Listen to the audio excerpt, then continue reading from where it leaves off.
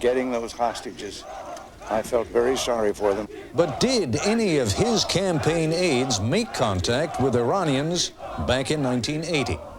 I can't get into details. Some of those things are still classified. Thank you very much, Mr. President. For 8 of the hostages held by Iranians for 444 days a dozen years ago, the story has become serious enough to need a real airing. We are simply saying that there is evidence that something might have happened of such a serious nature that it should be investigated right away. Thank you very much. A Nightline, Financial Times of London investigation. Tonight, the October surprise. Here is Ted Koppel. To this day, even though he has been dead for 2 years, the Ayatollah Khomeini of Iran holds a special place in America's cultural gallery of villains. And why not?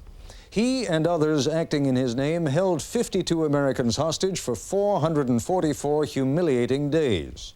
The resentment toward Iran lingers on in this country, even though almost 12 years have passed since the U.S. Embassy in Tehran was seized.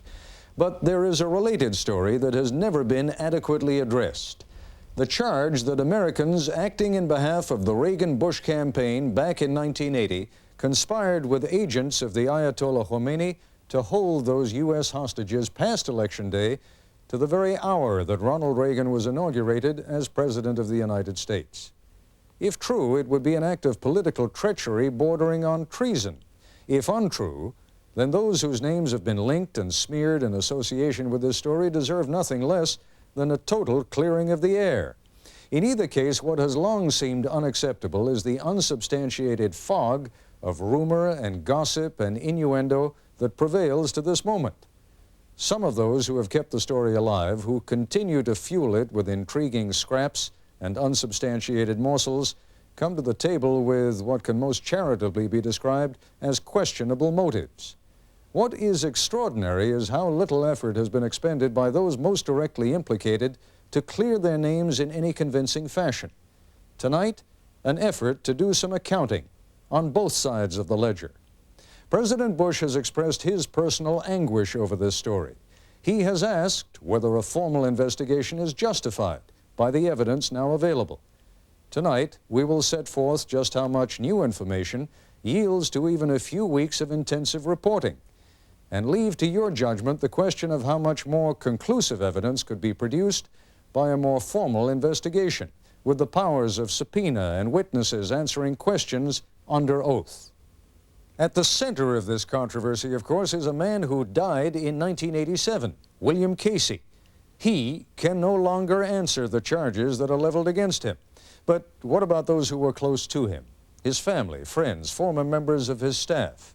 They have provided an unusual degree of cooperation. But what we have learned from them simply adds more fuel to the allegation that Mr. Casey could indeed have participated in negotiations with Iranians in Madrid during the summer of 1980. What we'll be adding tonight rests on a lot of preliminary work that was done by the PBS program Frontline, and on years of reporting and research by Gary Sick, a former Navy captain, Iran specialist, and top staffer at the National Security Council in Jimmy Carter's White House. It was that reporting which first focused public attention on those Madrid meetings.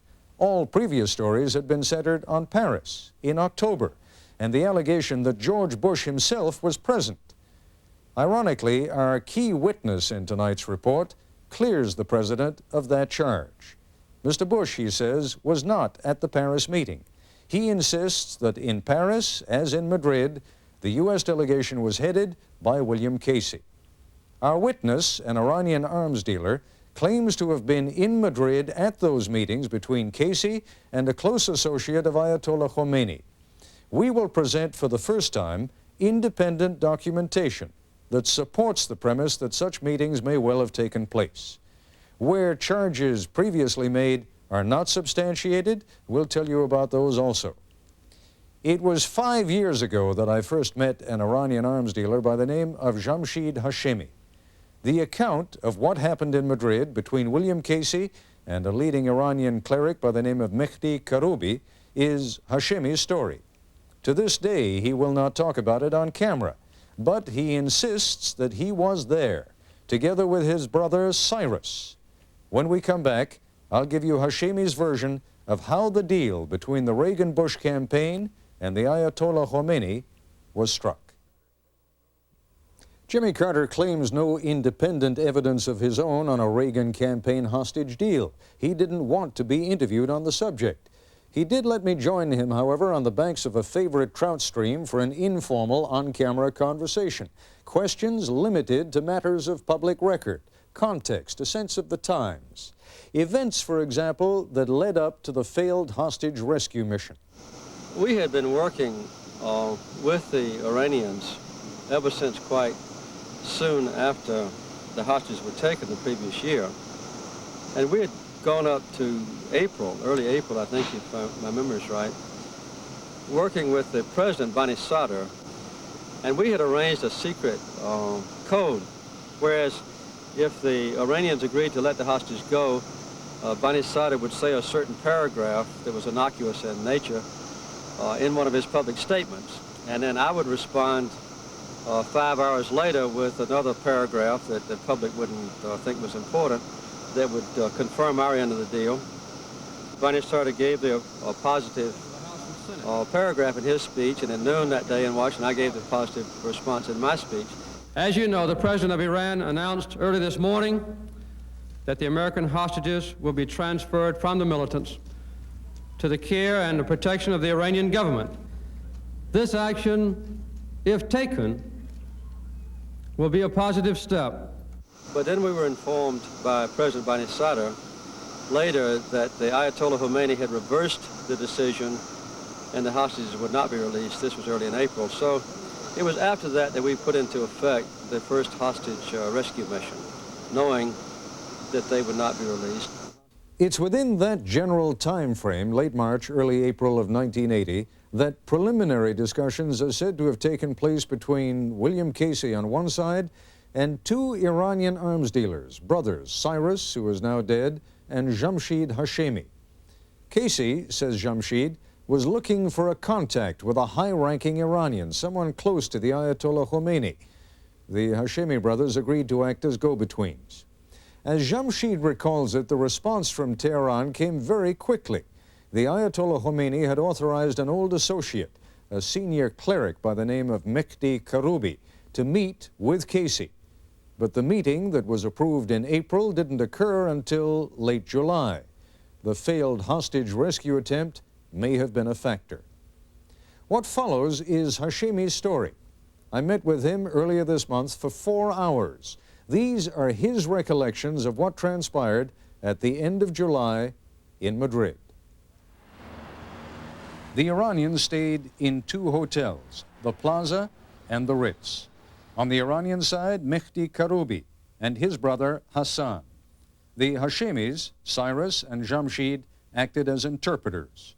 On the American side, William Casey and two other men, unidentified. The first meeting took place in Cyrus Hashemi's suite at the Ritz. What is intriguing, even compelling about Hashemi's account is that neither Casey nor Karoubi is portrayed as a man with an agenda. These are two men trying to feel each other out. Karoubi opening the session with a half-hour attack on the policies of the United States in general and Jimmy Carter in particular. Casey, silent, very cool, not reacting to the other man's anger. When he did speak, he simply discussed the relative records of the Republican and Democratic parties. The GOP, Casey argued, traditionally had better relations with Iran than the Democrats did. When Casey did raise the subject of the hostages, Hashemi remembers, there was no suggestion that their release be delayed. Indeed, Casey simply asked what Iran's intentions were toward the hostages and what it would take to get them out as quickly as possible. Karoubi said nothing could be done without the explicit approval of the Ayatollah Khomeini. Including translation time and a break for coffee and sandwiches, the meeting lasted less than 3 hours. When it was over, the parties agreed to meet again the next day. Karoubi was curious, even a little befuddled. What, he asked the Hashemis, had been the point of all that? What had the purpose of the meeting been? What did Casey want? That, in fact, was the way Karoubi began the next day's session. What was the point of these meetings? What was Casey authorized to say on the subject of the hostages and the release of Iran's frozen assets? The United States at that point was also holding large shipments of weapons that had been bought and paid for by Iran's previous government, headed by the Shah. Karoubi acknowledged that it might be difficult to arrange for the release of those weapons, since the Republicans were, after all, not in power, but he wanted to know if weapons could somehow be transferred through a third country. And it is here, for the first time, that Hashemi alleges any suggestion on Casey's part that the release of the hostages might be delayed. Casey had some questions. Was Iran ready to deal with the Republicans and hand over the hostages? Was Karoubi empowered to confirm a deal in Khomeini's behalf? Could he give assurances that the hostages would be well treated? And would they be released to President-elect Reagan after the election? If that happened, said Casey, the Republicans would be grateful and would arrange for the release of Iran's frozen assets and the military equipment that had been held up. Karoubi said he would need time to get specific confirmation from Khomeini. Then, in an aside to the other Iranians in the room, a comment that was not translated into English. Karoubi said, "I think we're now opening a new era, and we are now dealing with someone who knows how to do business."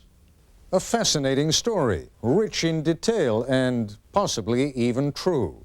But what, if anything, can independently be confirmed? Casey is dead. Cyrus Hashemi is dead. The two Karoubi brothers in Tehran have not responded to our inquiries. We don't know the identities of the other two Americans allegedly with Casey. We decided to focus on what could be traced. Here's Nightline correspondent Jeff Greenfield. Jamshid Hashemi tells a fascinating story, and there are plausible aspects to it. For instance, why Madrid? Because it turns out it was a convenient place for Iranians to travel to. Starting in June of 1980, there were 2 flights weekly direct from Tehran to Madrid. And Spain was a country that required neither visas nor even passports from Iranians. But what about the story of summer meetings with William Casey? To find out, we looked for evidence to prove or to disprove the tale. That did not rely on allegations or memories. We looked for records, for documents, and we found them. Through sources in Madrid, we found 11-year-old hotel records listing the names of hotel guests registered at the old Plaza Hotel. We matched those lists against the dates of the alleged meetings, looking for names that appeared American, Iranian, or Israeli. One of those names raised a lot of eyebrows, Robert Gray.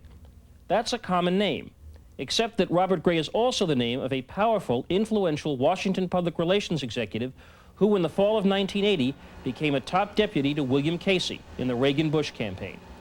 So we asked Robert Gray whether he was in Madrid in the summer of 1980. His first response was confusing.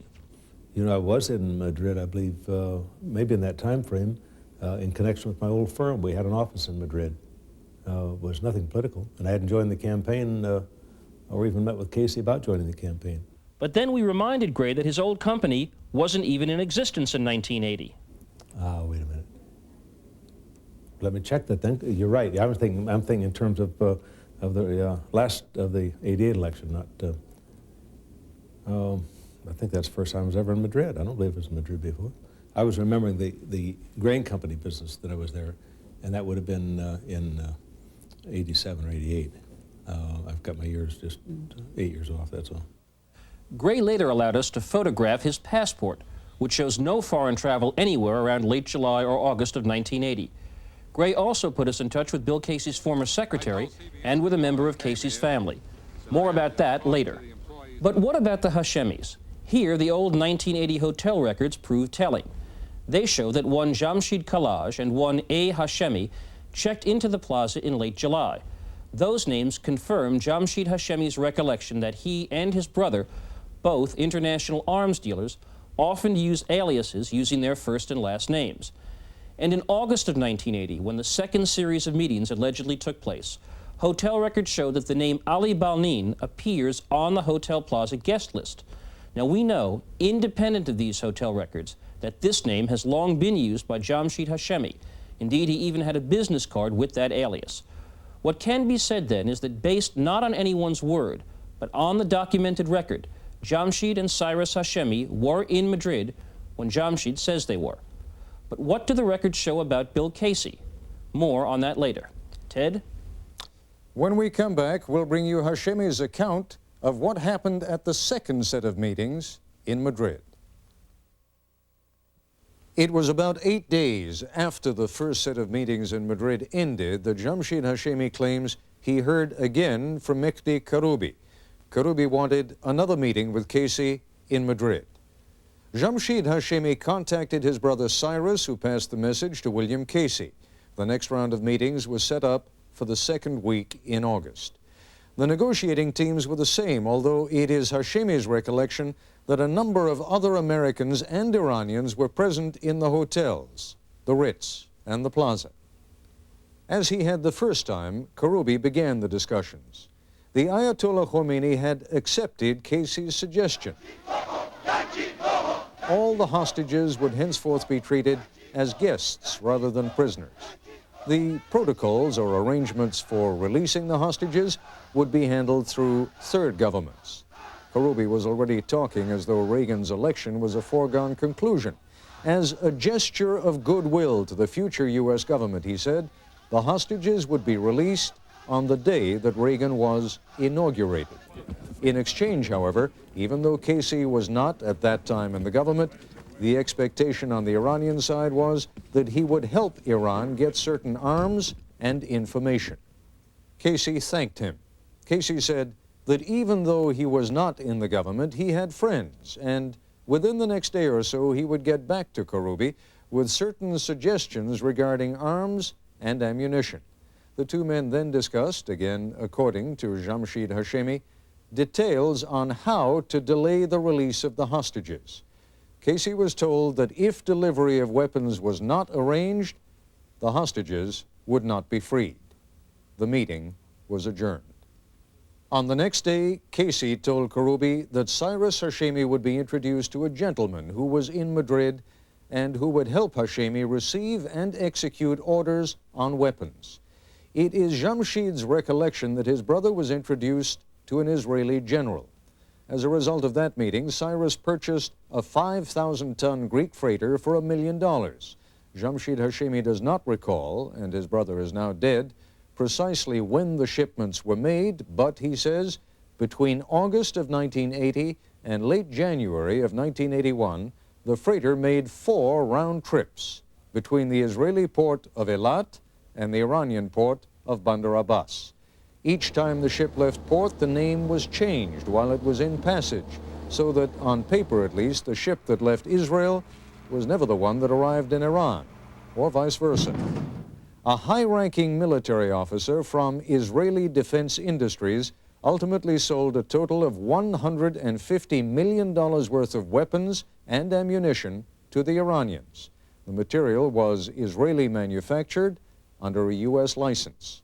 105 and 155 millimeter artillery shells, 100 millimeter tank ammunition, also 106 millimeter anti-tank guns and ammunition. Payment was made to an Israeli company in Switzerland through a letter of credit at a Swiss bank. Jamshid Hashemi says he is sure that all the shipments were delivered before Inauguration Day because by then his brother had been paid in full, and the Iranians only paid his brother on delivery. Again, a story rich in detail, all but impossible to confirm. So let's focus for a moment on the central figure in this mystery. No one, not William Casey's friends and certainly not his critics, thinks him incapable of bringing off a clandestine meeting with the Iranians. First, a friend. Jeff Greenfield spoke with Bob Gray. Should it disturb us if Bill Casey met with Iranians at the end of July, beginning of August? I mean, the accusation is, the claim is that it wasn't just a meeting, that he was cutting a deal.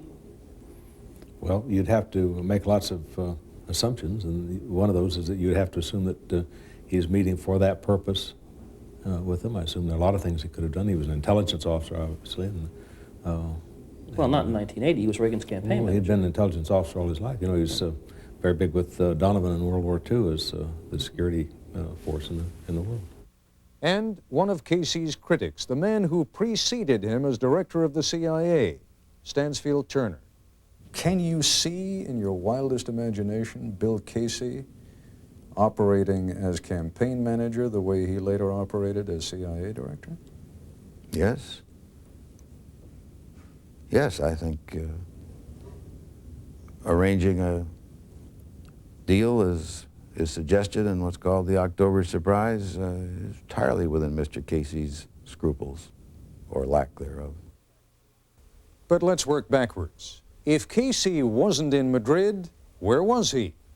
Here once again is Jeff Greenfield. Ted, for weeks, ABC News has been talking with Casey's ex-secretary, Barbara Hayward, with family members, with ex-Reagan Bush campaign officials, in an effort to track down Casey's movements during the critical periods of late July and mid-August of 1980. We've also searched every print and broadcast reference we could find. Turning first to August. Between August 8th and August 13th, the time frame of the second set of meetings in Madrid, the public record is barren. There are no recorded appointments for Casey that his former secretary could find. More puzzling, there are no references to Casey in any of the newspapers or video logs we searched. No interviews, no sightings. His first appearance is on ABC on August 14th, the last day of the Democratic Convention, when Casey talks about Carter's alleged failures as president. He can't campaign on his record. His record is a record of failure in the White House and leadership in the presidency, and there were no credible new programs that he has to offer. For late July, the record is fuller. Some of the missing dates can be filled in. On July 22nd, for example, Casey opened Reagan campaign headquarters in Virginia. On July 23rd, according to his former secretary, Casey was in Los Angeles. The next day, according to press reports, Casey was in Washington, where he received a check from the Federal Election Commission. On July 26th, says his former secretary, Casey can be located in Washington. And on July 30th, Casey was in Reagan campaign headquarters in Virginia, being interviewed by ABC News correspondent Barry Sarafin. Indeed, Casey's former secretary was also able to locate his whereabouts for the evening of July 30th. And just to show that reality is sometimes better than fiction, she told us that on that night, Bill Casey was having dinner with GOP vice presidential nominee George Bush, where, at an exclusive private Washington establishment named the Alibi Club. But an alibi is exactly what is missing for 3 crucial days, July 27th, July 28th, and July 29th. On these days, there is no trace of Bill Casey. His former secretary, Barbara Hayward, can find no record of any transaction, no meals, no appointments. There are no interviews with the Reagan campaign chairman in any newspaper we've been able to trace. None of his aides has any record of any meeting or conversation with Casey during that time. So what's the significance? In late July and in mid-August, William Casey's whereabouts cannot be confirmed. And both of those times correspond to the times that we know the Hashemi brothers were in Madrid. But is it really possible that the campaign chairman for the Republican presidential nominee would leave the country at such a time? One source that confirms just such a possibility comes from the 1980 Reagan campaign itself.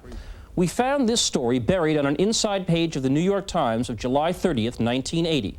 The story is about the complaints of a New York Right to Life group over George Bush's selection as vice president.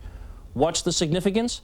The story quotes a Reagan spokesman who says William Casey plans to open negotiations with this group when he returns today from a trip abroad.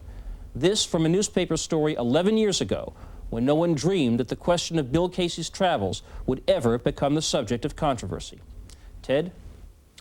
When we come back, we'll hear once again from former President Jimmy Carter as he reflects again on 2 historical events that we know happened: Israeli arms shipments to Iran and his own loss to Ronald Reagan in the 1980 presidential election. A lot of unanswered questions, several of which we directed to the Iranian government, and this afternoon we got a formal reply, transmitted through the Iranian mission to the UN. The statement neatly sidesteps all the specific questions, referring instead to a remark made in late 1980 by Hashemi Rafsanjani, then Speaker of the Iranian Parliament, now President, insisting that it makes no difference for the Islamic Republic of Iran who won the presidential election. It's what we like to call a non-denial denial.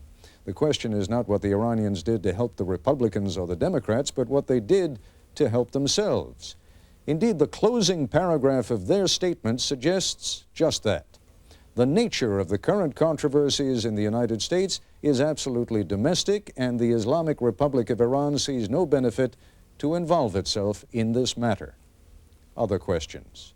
A name you haven't heard yet in this broadcast, Donald Gregg, now U.S. Ambassador to South Korea, one-time CIA officer who was detailed to the National Security Council in the Carter White House, and who then became Vice President Bush's National Security Advisor.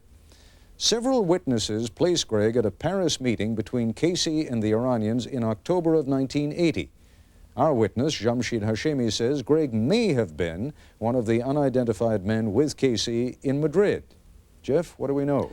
We know that in April of 1990, Gregg tried to prove that he wasn't in Paris at a trial out in Portland and failed to persuade the jury. However, in the last 48 hours, through his lawyer, he has provided to us detailed diaries of exactly where he was during this October weekend, which, if confirmed, would make it impossible for him to have been in Paris during that weekend.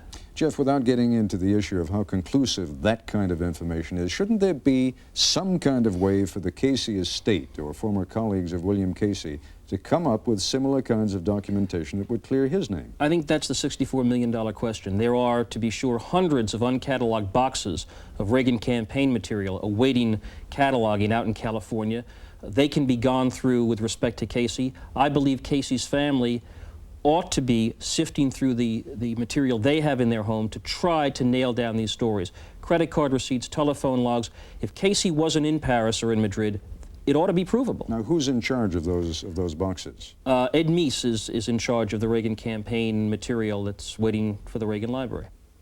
Much of this story, of course, rests on the question of whether there actually was a quid pro quo, whether the Iranians got weapons in exchange for releasing the hostages when they did. We've told you Jamshid Hashemi's story of the 4 shiploads going from Eilat in Israel to Bandar Abbas in Iran. There's no independent confirmation of that yet. But it's a matter of record that in late October of 1980, the Israelis did fly some critical F-4 tires to Iran. Jimmy Carter remembers that he was furious about that shipment and raised the issue with Israeli Prime Minister Begin during a Begin visit to Washington in mid-November. At the end of the conversation, since I was very adamant and somewhat angry about it, he promised me that there would be no shipment of those tires or any other military supplies to Iran. And as far as I know, from November until I left office the following January, there were no further military shipments from Israel to Iran. But I've learned since then that almost immediately after I did leave the White House, that those supply parts and other military equipment shipments did resume. It's worth remembering that the war between Iran and Iraq began in late September of 1980. And regardless of any private deal between the Reagan campaign and the Iranians, it would have been very much in Israel's interest to help anyone who was fighting their arch enemy, Iraq. When we come back, a few more questions and some closing thoughts. In early November 1980, 2 days before the election, Jimmy Carter was on the campaign trail. He got a call well before dawn that the Majlis, the Iranian parliament, was about to vote on releasing the hostages. He got on Air Force One and raced back to Washington. By the time I got back to Washington and got to the White House, the Majlis had gotten very uncertain about releasing the hostages, and eventually I was notified that they adjourned without voting. And of course this was a very serious disappointment to us, and I informed the American public, who had known something about the prospective vote, that the news was indeed bad.